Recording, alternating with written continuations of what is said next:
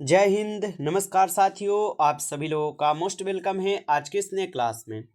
साथियों, आज के इस क्लास में हम सभी लोग पढ़ने वाले हैं बीएसएससी कार्यालय परिचारी भर्ती 2025 के एग्जाम के लिए मोस्ट इम्पोर्टेंट प्रीवियस ईयर के क्वेश्चन को, जो कि साथियों आपके बीएसएससी कार्यालय परिचारी भर्ती 2025 के एग्जाम के लिए काफ़ी इम्पोर्टेंट है। तो आप सभी लोग इस क्लास को बिल्कुल अच्छी तरीके से लास्ट तक देखिएगा और इस क्लास में दिए जाने वाले सभी प्रश्नों को आप अच्छी तरीके से जरूर याद कर लीजिएगा, जिससे कि आप अपने एग्जाम में सभी क्वेश्चन को आसानी तरीके से बना पाएंगे। तो चलिए साथियों, क्लास को स्टार्ट करते हैं। उनसे पहले यदि आप इस चैनल पर पहली बार जुड़ रहे हैं तो साथियों आप इस चैनल को सब्सक्राइब कर लीजिए और सब्सक्राइब करके आप ऑल नोटिफिकेशन को ऑल पे ज़रूर दबा लीजिएगा, जिससे कि जब भी कोई नई क्लास हो सबसे पहले क्लास का नोटिफिकेशन आपके पास पहुंच सके। तो आप इस चैनल को सब्सक्राइब कर लीजिए, साथ ही साथ आप इस क्लास को भी लाइक जरूर कर लीजिएगा। तो चलिए क्लास को स्टार्ट करते हैं और देखिएगा साथियों क्वेश्चन क्या है। साथियों क्वेश्चन दिया गया है कि सिंधु घाटी सभ्यता का प्रमुख नगर कौन सा था।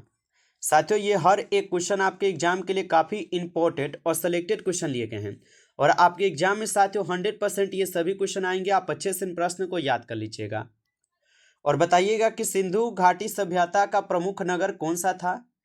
तो सिंधु घाटी सभ्यता का प्रमुख नगर थे साथियों यहाँ पर हड़प्पा। ऑप्शन बी लगा रहे हैं तो आप लोग का सही जवाब है हड़प्पा हो जाएंगे। अगला क्वेश्चन देखेंगे साथियों। क्वेश्चन है कि नृत्य करती हुई लड़की की मूर्ति किस धातु से बनी है। चलिए बताइएगा, नृत्य करती हुई लड़की की जो मूर्ति है ये किस धातु से बनी है। तो साथियों ये बनी हुई है कांस्य से। ऑप्शन आप लोग का सी सही जवाब है, कांस्य से बनी है। अगला क्वेश्चन आता है आप लोग का कि सिंधु सभ्यता के लोग किस धातु से अभिज्ञ थे, यानी कि सिंधु घाटी सभ्यता के लोगों को किस धातु का यहाँ पे ज्ञान नहीं था, ये पूछा गया है। तो आपको पता ही होगा कि सिंधु घाटी सभ्यता के लोगों को लोहा का ज्ञान बिल्कुल नहीं थे। ऑप्शन डी हो जाएगा। आगे देखिएगा क्वेश्चन है आप लोग का कि मोहनजोदड़ो कहाँ स्थित है। बताइएगा साथियों मोहनजोदड़ो कहाँ स्थित है। तो मोहनजोदड़ो पाकिस्तान सिंध में है। ऑप्शन यहाँ पर आप लोग का सी सही जवाब हो जाएंगे, पाकिस्तान सिंध में हो जाएंगे।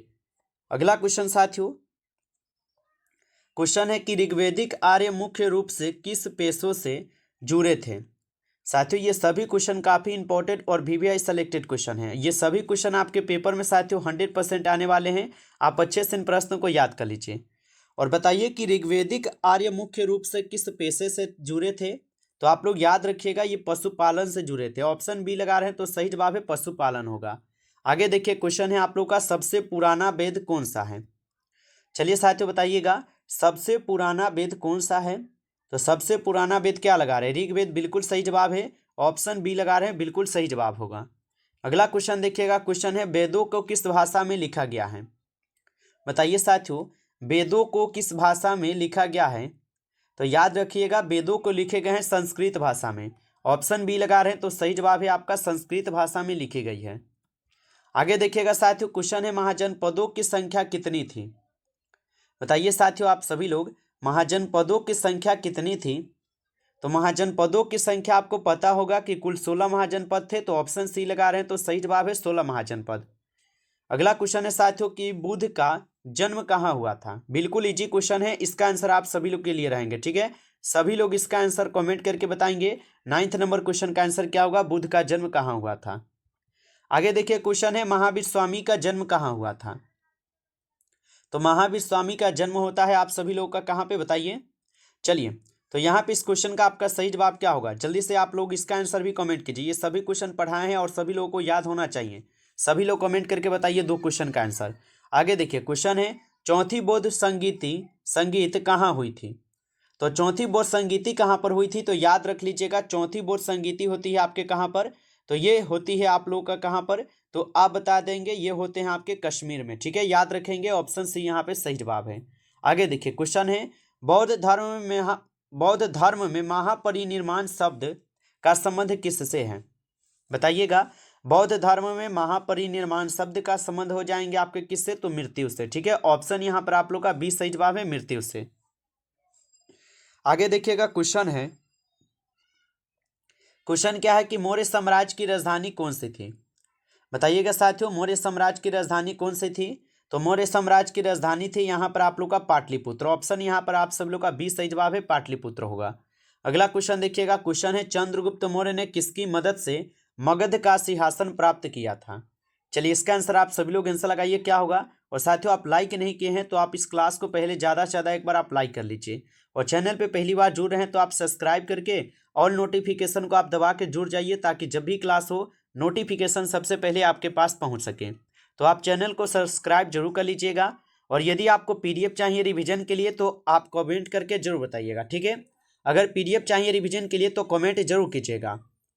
और चंद्रगुप्त मौर्य ने किसकी मदद से मगध का यहाँ पे सिंहासन प्राप्त किया था, तो आप लोग बताएंगे ये चाणक्य और कौटिल्य इन दोनों के, ठीक है। तो यहाँ पे A+D दोनों हो जाएंगे, आप याद रखेंगे।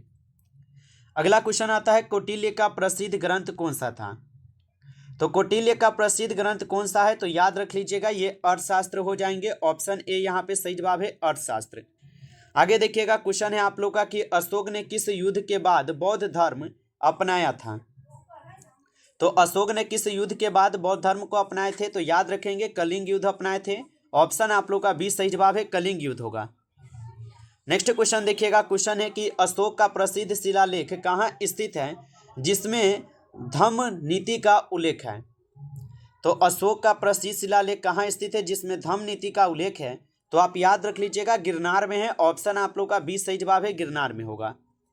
आगे देखेंगे साथियों, क्वेश्चन है कि गुप्त वंश का सबसे महान शासक कौन माना जाता है।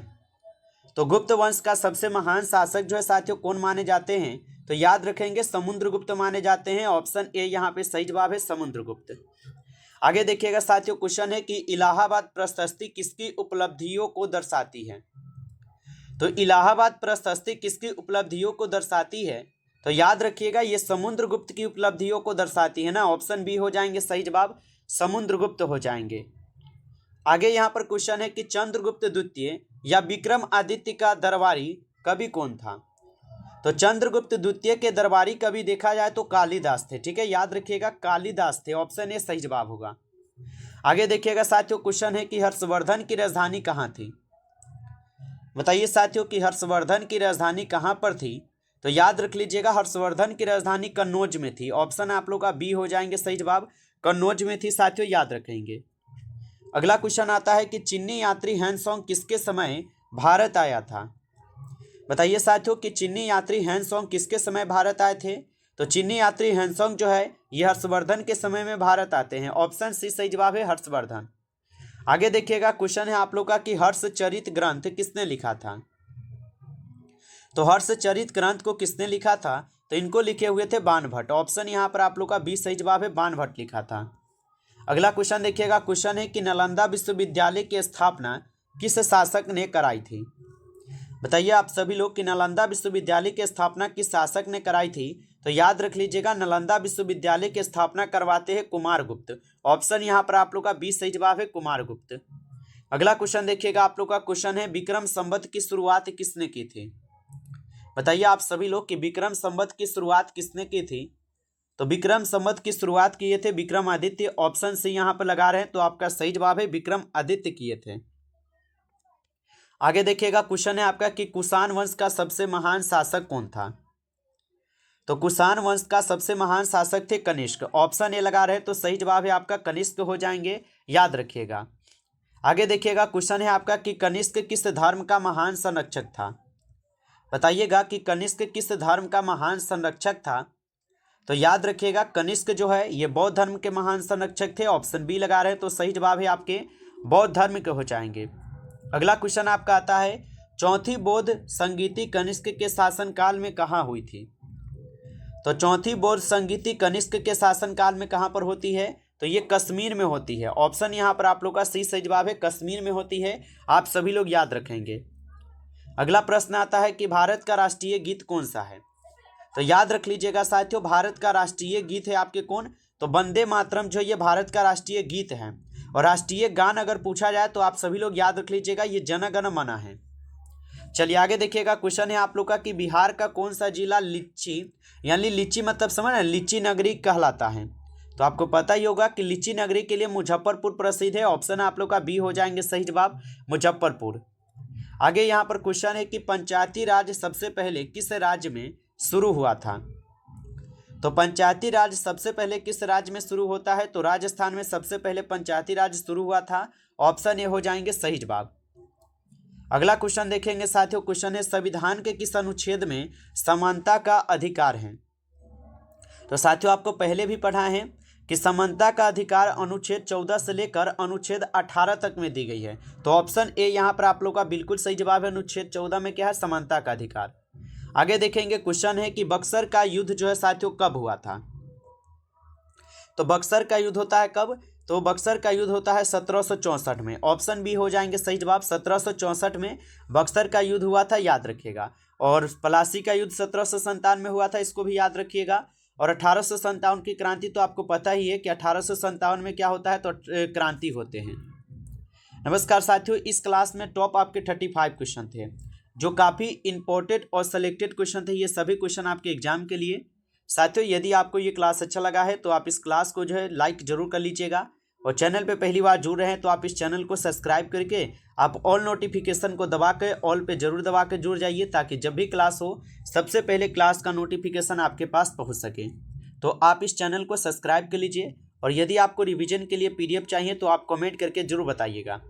चलिए फिर मिलते हैं आपसे एक नई टॉपिक के साथ नेक्स्ट क्लास में। तब तक के लिए जय हिंद, जय भारत।